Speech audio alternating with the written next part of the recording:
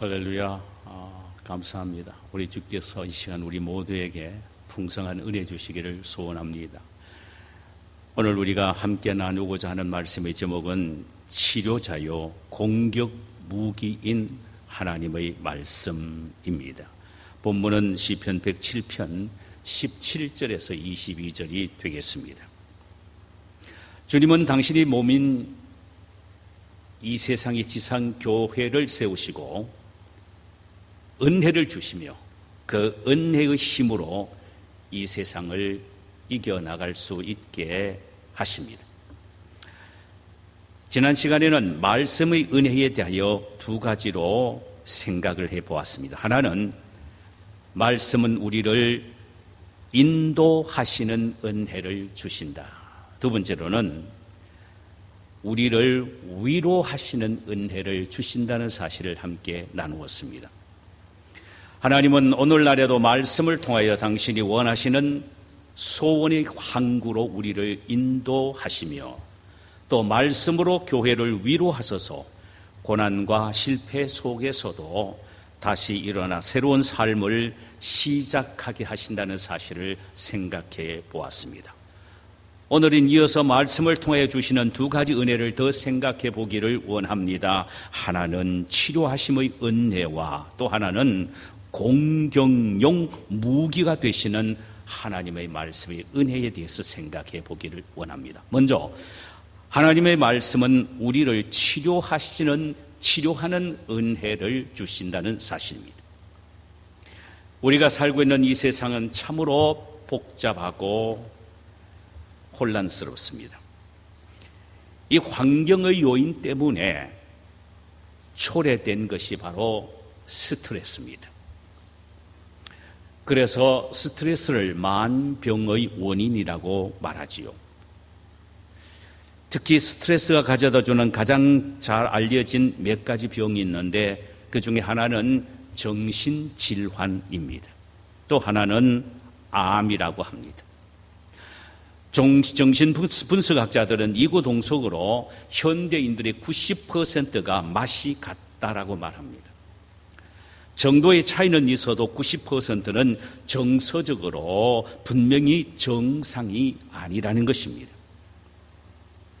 그러니까 이 지구는 거대한 정신병동에 지나지 않는다는 결론이 생깁니다. 또 암은 스트레스가 가져다주는 최악의 현대병이라고 하지요. 그런데 단지 스트레스가 가져다 준다라는 것만 말할 수 있지 진정한 발병의 원인은 추측할 뿐이지 정확하게 모릅니다. 거기에다가 스트레스가 가져다 주는 또 다른 하나의 병은 마음의 병입니다. 인간관계에서 받은 상처가 낳은 사생아가 바로 마음의 병입니다. 마음의 병이 생기면 두 가지 반응이 일어나지요. 하나는 외적인 저항이요. 다른 하나는 내적인 잠복입니다. 외적인 저항은 미움과 분노로 표출이 됩니다. 반면에 내적인 잠복은 사람과의 관계를 단절시키고 혼자만 사는 사회적 자폐를 초래하게 됩니다. 사실 이런 유의 사람들이 우리 주변에 얼마나 많은지 모릅니다.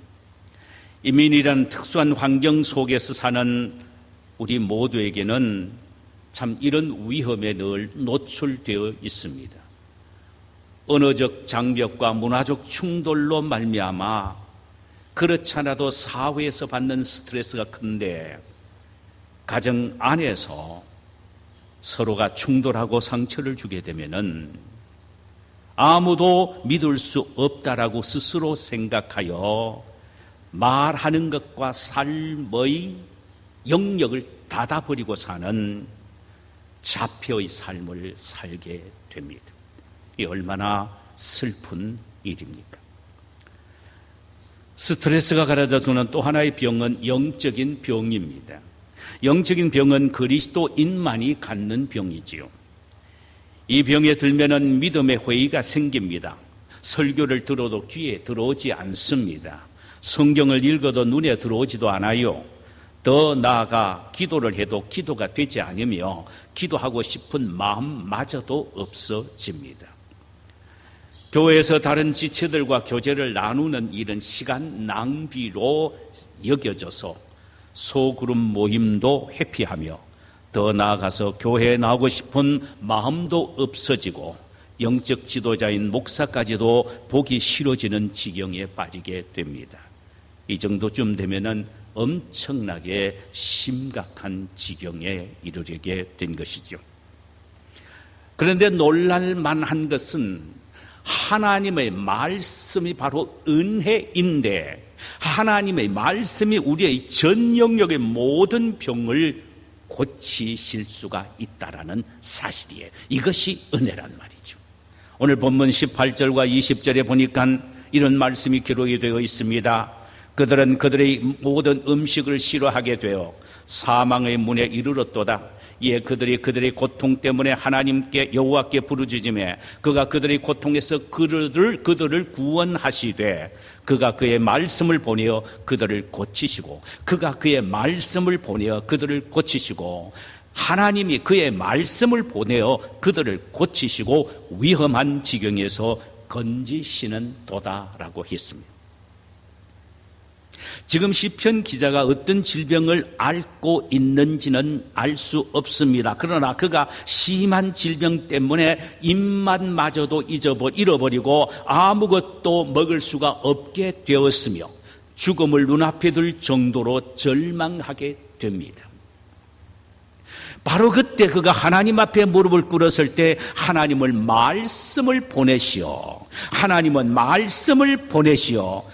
그를 병에서 고치시고 위험한 지경에서 건지셨도다라고 했습니다. 여러분, 하나님의 말씀이 우리의 모든 병을 고치는 치료자이심을 우리 모두가 믿게 되시기를 주님의 이름으로 축원합니다. 신약 성경에 보면은 예수님의 말씀이 많은 병자를 일으킨 모습을 보게 됩니다. 예수님이 안수를 하심으로 고치신 것이 아니고 많은 경우에는 그분의 말씀 한마디로 고치셨다는 사실을 우리는 잊지 말아야 합니다. 마태복음 8장 8절 이하에 보면은 예수님이 가버나움에서 복음을 전하실 때에 한 백부장이 자신의 하인이 중풍병으로 고통을 당하는 것을 보고 차마 견디지를 못해서 예수님에게 찾아와 자기 하인을 고쳐주시기를 간청합니다. 예수님은 그래 내가 가서 고쳐주리라 하시면서 일어나실 때 백부장은 정색을 하면서 아닙니다. 주님이 내 집에 들어오심을 나는 감당할 수가 없사오니 다만 여기에서 말씀만 하옵소서. 다만 말씀으로만 하옵소서. 그리하면 내 하인이 낫겠나이다. 나도 남의 수하에 있는 사람이요 내 아래 군사도 있으니 이대로 가라 하면 가고 저대로 오라 하면 오고 내 종대로 이것을 하라고 하면 하나이다. 이 말을 들은 예수님이 여기서 내 하인이 낫겠다는 말씀만 하시오면은 주님의 말씀이 내 하인을 낫게 할 수 있습니다라는 이 백부장의 이 믿음을 보시고 감탄하십니다. 그래서 내가 진실로 너희에게 이르노니 이스라엘 중에 아무에게도 이만한 믿음을 만나보지 못하였노라고 하시면서 가라 내 믿음이 너를 구원하이니다. 가라 내 믿음대로 될지어다. 여기 보니까 가라 내 믿음대로 될지어다라는 주님의 말씀이 주님의 입에서 나가는 순간 백부장이 아멘 하면서 믿음으로 받아들이게 되었고 그 순간 바로 그 시에 하인이 병이 나은 것입니다. 중요한 것은 백부장처럼 예수님이 말씀하시면은 말씀하신 그 말씀에 의하여 내 병이 낫게 될 줄 믿습니다라는 사실을 믿는 것입니다. 믿을 때에 믿음대로 치료 역사가 일어난다는 사실입니다. 요한복음 5장 1절 이하에 보면은 베데스다 연못가에 38년 된 병자에 대한 이야기가 소개되고 있습니다. 긴 병의 효자가 없다는 말처럼 오랜 질병 때문에 아마 이 사람은 가족들에게 다 버림바 되었을 것입니다.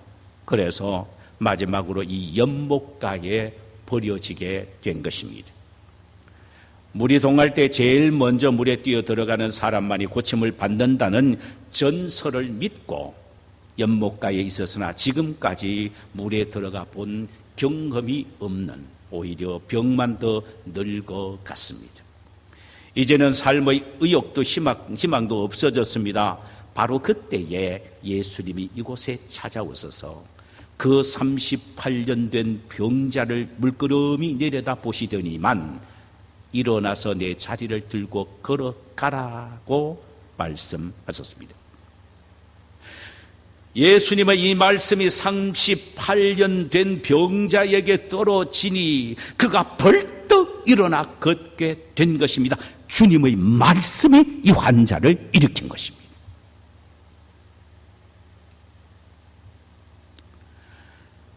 요한복음 11장에 보면은 죽은 나사로가 살아난 사건이 기록이 되어 있습니다.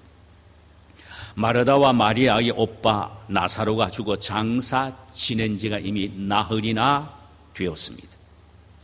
예수님은 시신의 냄새가 나는 나사로의 무덤 앞에서 돌을 옮겨 놓게 하신 후에는 누워있는 나사로의 시체를 향하여 나사로야 나오라고 소리를 지었습니다.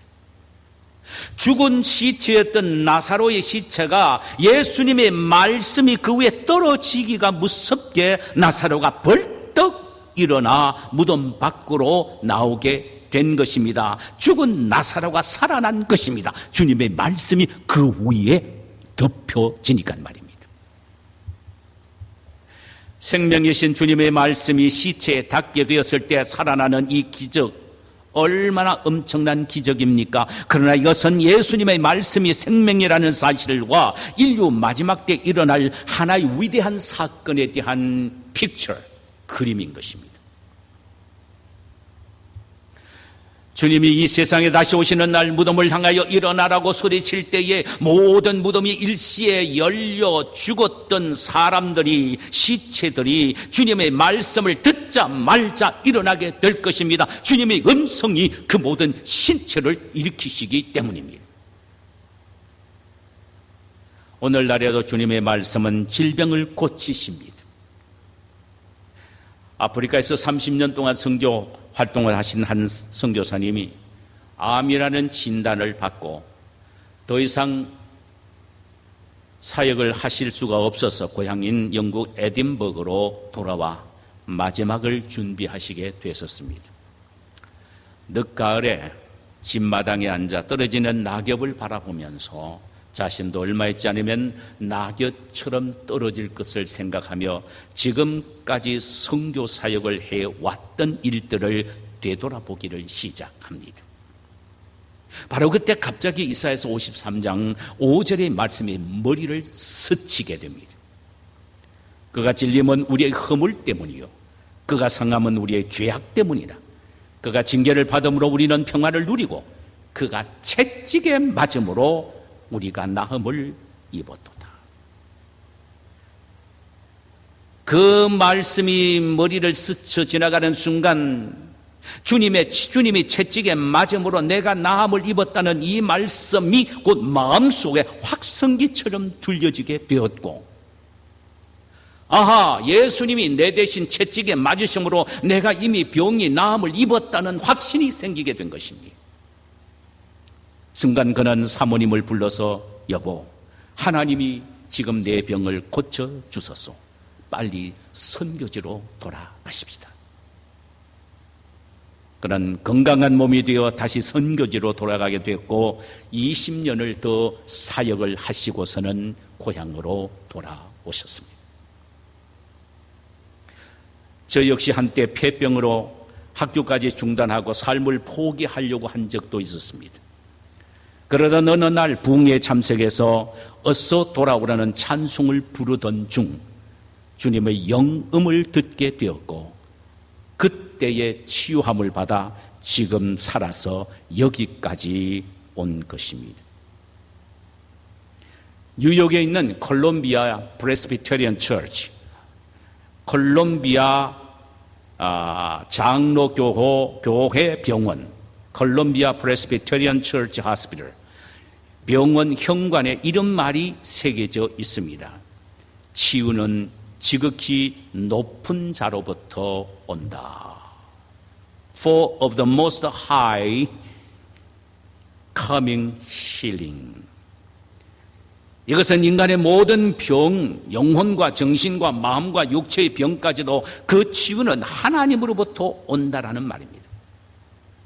하나님은 오늘날에도 말씀으로 우리의 모든 병을 고치십니다. 우리가 예배할 때 열심히 말씀을 듣는 것도, 심서 함께 모여 말씀을 나누는 것도 그것은 치유의 역사가 일어나기 때문입니다. 사랑하는 여러분, 하나님은 당신의 말씀으로 오늘날 우리의 영혼을 고치시기를 원하시며, 우리의 마음의 병을 고치시기를 원하시며, 우리의 정신의 병을 고치시기를 원하시며, 나아가 우리의 육체의 병을 고치시기를 원하신다는 이 말씀을 믿고 하나님의 말씀을 사랑하고 가까이 해야 합니다. 그리할 때에 그 말씀이 우리를 치료하는 위대한 치유자가 되어 우리를 다시 강건하게 일으켜 세워주실 줄 믿습니다. 이런 경험이 우리 모두에 있기를 주님의 이름으로 축원합니다. 마지막 하나는 하나님의 말씀은 우리의 공격용 무기가 됩니다. 여러분들이 잘 아는 축구라는 운동이 있습니다. 축구는 원래 크게 두 가지 의미의 작전이 있습니다. 하나는 공격형 축구와 하나는 수비형 축구입니다. 공격형 축구란 최고의 공격이 곧 최선의 수비라는 생각으로 수비보다는 공격을 우선적으로 하는 작전입니다. 반대로 수비형 축구는 최선의 수비가 곧 최고의 공격이라는 마음으로 선수비 후 공격을 주장하는 작전입니다. 수비에 치중하다가 기회가 왔을 때 딱 한 번 공격하여 상대를 무너뜨리는 작전입니다. 대체로 유능한 감독일수록 선수비 후 공격 작전을 잘 사용하고 있지요. 우리 그리스도인의 삶은 스포츠가 아니라 전투적인 삶입니다. 반드시 이겨야 하는 전투입니다. 사탄은 우는 사자처럼 삼킬 자를 두루 찾고 있기에 성도는 늘 영적으로 깨어서 사단을 대적해야 합니다. 능력 있는 교회가 어떤 교회입니까? 영적 싸움을 잘하는 교회입니다. 진정한 그리스도인들은 어떤 사람입니까? 영적 싸움꾼이 되는 사람입니다. 뛰어난 영적인 전투병이 된다라는 의미입니다. 싸움 잘하는 훌륭한 영적 군인이 되는 비결을 사도 바울은 에베소서 6장 10절에서 13절 이하에서 이렇게 기록합니다. 끝으로 너희가 주 안에서와 그 힘의 능력으로 강건하여지고 마귀의 관계를 능히 대적하기 위하여 하나님의 전신갑주를 입으라. 우리의 씨름은 혈과 육을 상대하는 것이 아니요 통치자들과 권세들과 이 어둠의 세상 주관자들과 하늘에 있는 악한 영들을 상대함이라. 그러므로 하나님의 전신갑주를 취하라. 이는 악한 날에 너희가 능히 대적하고 모든 일을 행한 후에 서기 위함이니라. 그리스도인들은 악한 영들과의 삶이 계속 이어지는 삶이기에 이들을 이기기 위해서는 하나님의 전신 갑주를 입어야 한다는 것입니다. 그래야만이 든든하게 승리자로 설 수가 있다는 것입니다. 전신 갑주란 전투에 나아가는 군인이 완전 무장하는 모습을 말하고 있는 것입니다. 그리스도인들은 영적인 군대이기에 영적 완전 무장을 해야 된다는 말씀이죠.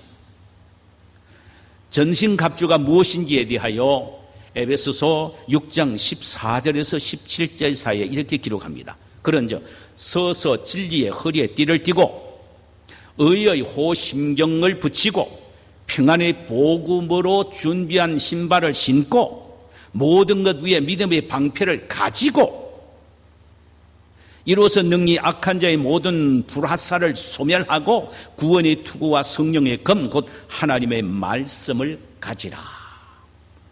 여기에 보면 전신갑주로 무장할 때에 동원되는 무기를 6개로 소개합니다. 허리에는 진리의 띠를 띄어야 한다는 것입니다. 가슴에는 의의 흉배, 옛날 성경이 흉배라고 그랬어요. 요즘 호심경이죠. 이것을 붙여라는 것입니다. 발에는 복음의 신발을 신으라는 것입니다. 그리고 한 손에는 방패를 들어야 되니까, 적이 공격을 하니까 이 방패는 믿음의 방패로 들어라는 것입니다. 그 다음에 머리에는 나는 구원받았다라고 하는 구원의 투구를 서라는 것입니다. 자기가 주로 사용하는 손인 소위 듣는 손으로 공격력 무기인 칼을 잡으라는 것입니다. 여기에 전신갑주의 6개의 무기를 보세요. 5개는 방어입니다. 허리띠, 가슴에 흉배, 머리에는 투구, 손에는 방패.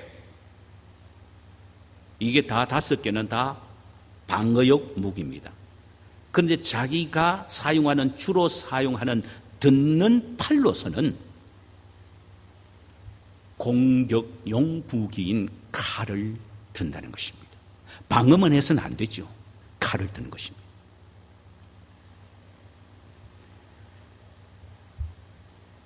그런 면에서 보면은 하나님이 교회에게 주신 은혜의 수단인 말씀이 여러 가지 은혜를 주지만 사탄을 격퇴할 수 있는 유일한 공격용 무기라는 면에서는 얼마나 이 말씀이 우리에게 귀중하고 복된 것인지 모릅니다.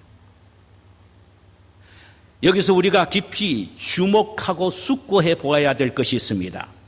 칼을 가지고 있으면서도 그것도 인간을 구원할 때 사용하는 엄청난 예리한 성령의 칼을 가지고 있으면서도 악한 영들이 공격해 오는데도 사용하지 않고 있다는 사실입니다.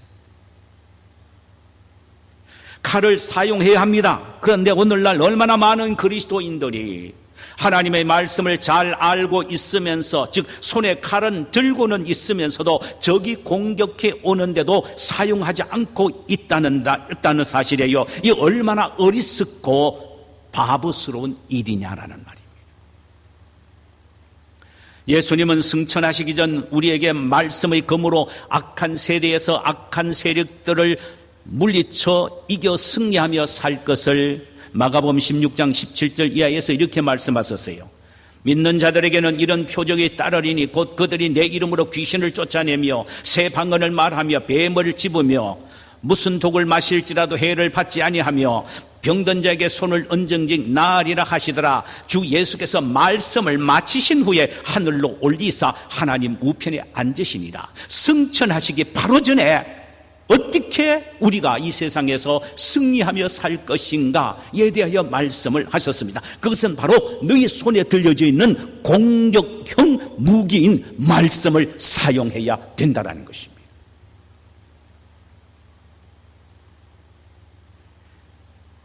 너가 내 이름으로 귀신을 쫓아내며라는 주님의 말씀을 가지고 예수 이름으로 귀신을 명하여 내어 쫓아라는 것입니다. 그것이 곧 귀신을 내어 쫓는 공격용 무기이기 때문입니다. 이런 능력을 너희들이 삶 속에서 체험하며 살아라는 것입니다. 오늘날에도 칼이 되는 하나님의 말씀을 능력을 믿고 사용하는 신실한 그리스도인들을 통하여 이곳저곳에서 엄청난 많은 기적들이 일어나고 있습니다. 특별한 사람만이 아니라 누구든지 믿음을 갖고 있는 사람이라면, 누구든지 말씀의 칼을 손에 들고 있는 사람이라면 악령의 심장부를 정초전하여 찌르면 물러가고 승리하게 된다는 사실입니다. 할렐루야! 한 2달 되었습니다. 한밤중에 잠을 자는데 아내가 막 소리를 칩니다. 아프다고. 그런 적이 없었거든요. 깜짝 놀라서 왜 그러냐고 하니까 너무너무 아파서 견딜 수가 없대요. 그래서 빨리 911을 불러야 되겠구나 하면서 전화기를 가지러 가는데 아내가 갑자기 저를 불러요. 당신 나 좀 기도해달라. 아마 이게 사탄의 공격인 것 같아. 그 말을 듣자마자 제가 정신이 바짝 난 거예요. 그때 제가 아내에게 손을 얹어서 예수 그리스도 이름으로 축사하기를 시작했습니다. 제가 외워 있는 말씀, 제가 기억하고 있는 모든 말씀을 다 동원해서 그것을 공격용 칼로 사용해서 여지없이 공격을 하고 외쳤습니다. 한참 후에 아내가 이제 살았다고, 이제 됐다고, 그렇게 죽을 것 같이 고통해 하던 사람이 이제 당신 가서 자라고 이렇게 이야기하더라고요. 여러분, 하나님의 말씀은 칼입니다. 그 말씀의 칼 앞에는 그 어떤 세력도 버틸 수가 없습니다. 어떤 사람이 진정한 그리스도인입니까? 이 칼을 언제든지 효과적으로 사용하여 승리하는 그리스도인이 진정한 그리스도인입니다. 이 칼은 내 칼이 아닙니다. 성령의 칼입니다. 믿지 않는 사람을 굴복시키고 죄악을 잘라내고 불신의 마음을 완전히 제거하고 사탄에게 사로잡혀 있던 불신자의 심령 속에 사탄을 여지없이 찔려서 격퇴시켜 그로 하여금 예수 믿고 구원받게 하는 이 놀랄만한 성령의 칼이란 말이지요. 내 칼이면 힘없지요. 성령의 칼이 말씀입니다. 그러므로 이 칼을 우리가 사용하게만 하면 빛을 발합니다. 이 칼에게 걸리기만 하면 그 어떤 악한 세력도 패퇴에 제되어지게 되는 것입니다. 그러므로 우리는 공격용 무기인 하나님의 말씀을 적극적으로 활용해야 합니다. 그러기 위해서는 우리가 이 말씀을 알아야 하고 배워야 하고 묵상하여서 이 말씀의 무기를 항상 내 손에 가지고 있어야 합니다. 고 삼성 이병철 회장이 아들 이건희 씨가 처음 입사하던 날 회장실로 불러서 먹으러 그 자리에서 경청이라는 글씨를 써서 아들에게 주었다고 합니다. 훌륭한 경영인이 되기 위해서는 사람의 말을 잘 경청하는 열린 귀를 가지는 것이 매우 중요하다는 의미에서 그렇게 한 것 같습니다. 신앙의 세계는 더더욱 그러합니다. 누구의 말에 경청을 해야 합니까? 우리는 하나님 앞에서 열린 귀가 되어 하나님의 말씀을 잘 알아들어야 합니다. 그 말씀을 바로 알아듣고 마음속에 담아 놓아야 그것이 무기가 되어 평소에 필요할 때 적절하게 유사시에 사용할 수가 있게 되기 때문입니다. 이런 면에서 고민하면서 늘 몸부림을 쳐왔던 한 사람이 있었어요. 그 사람이 바로 이사야 선지자였습니다. 이사야서 50장 4절에 보면 이렇게 기록이 되어 있습니다. 주 여호와께서 학자의 혀를 내게 주사 나로 곤핍한 자를 말로 어떻게 도와줄 줄을 알게 하시고 아침마다 깨우치되 나의 귀를 깨우치사 학자같이 알아듣게 하시는도다. 주 여호와께서 나의 귀를 열으셨으므로 내가 거역지도 아니하며 뒤로 물러서지도 아니하며라고 했습니다. 그는 무엇보다도 먼저 하나님의 말씀을 정확하게 바로 알아들을 수 있는 학자 같은 귀를 달라고 기도했습니다. 일단 그 열린 귀에 하나님의 말씀을 알아듣게 되는 그 순간부터는 그 말씀에 순종하여 물러서지 아니했다라는 것입니다. 이는 말씀의 칼을 아주 적절하게 사용할 준비를 하고 살았다는 말입니다. 하나님의 말씀을 귀로 듣는 귀가 열린 귀가 되어 하나님 말씀을 잘 알아듣고 그 말씀을 내 마음속에 담을 뿐만 아니라 공격력 칼로 늘 무장해서 준비해 있었다는 말입니다. 그래서 어느 한순간 악의 세력이 접근할 때는 사정없이 뒤로 물러서지 않고 공격을 했다라고 말했습니다. 사랑하는 여러분, 우리가 이 거친 세상을 살아가면서도 두려워하거나 겁낼 필요가 없는 이유가 있습니다. 그것은 우리 손에 성령의 검인 하나님의 말씀이 들려져 있기 때문입니다. 할렐루야. 그러므로 언제 어디서 어떤 악한 세력이 우리를 공격해도 우리는 공격용 무기인 칼인 하나님의 말씀을 사용할 준비를 해야 합니다. 그때에 우리는 승리자가 될 수 있기 때문입니다. 하나님의 말씀은 우리에게는 치유의 약입니다. 하나님의 말씀은 악의 세력을 사정없이 격퇴시켜 승리케 하는 공격형 무기인 칼인 것입니다. 그러므로 우리 모두는 신앙생활을 하면서 어떤 경우에도 이 말씀을 사랑하고 묵상하고 이 말씀 앞에 잘 훈련되므로 치유의 은혜와 악의 세력을 공격하여 승리하는 말씀의 위력과 능력을 체험할 수 있어야 합니다. 그래서 늘 삶 속에서 치유함과 승리를 경험함으로 시편 기자가 오늘 21절에 말씀하신 말씀대로 여호와의 인자하심과 인생에게 행하신 기적으로 말미암아 그를 찬송하리로다. 늘 하나님의 치유와 승리케 하심의 역사를 말씀을 통하여 나타내심을 기적을 체험함으로 하나님 앞에 늘 찬양하며 영광을 돌리는 우리 모두가 되시기를 주님의 이름으로 축원합니다. 자, 우리 찬송 한 장 부르실까요?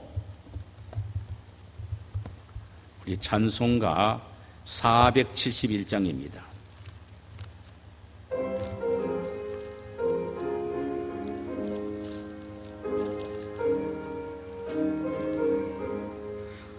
주여 나의 병든 몸을 지금 고쳐주소서. 모든 병을 고쳐주마 주 약속하셨네.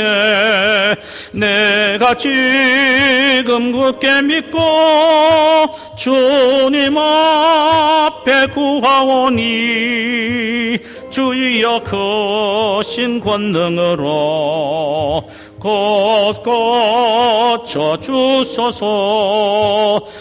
주의 주님 뜻이라면 나를 고쳐주소서. 머리 위에 기름 붓고 날 고쳐주소서.